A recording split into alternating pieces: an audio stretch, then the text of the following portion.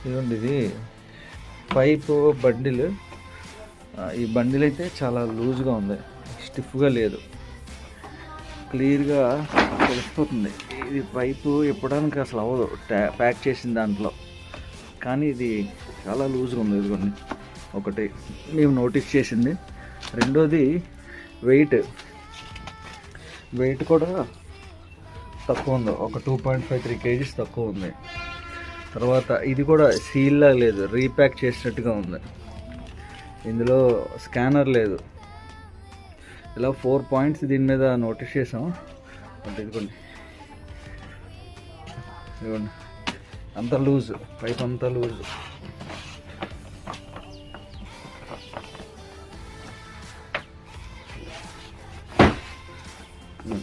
ఇది కూడా చాలా లూజ్, అసలు ఇంత లూజ్ ఉండదు మాకు వచ్చిన బండిల్స్లో.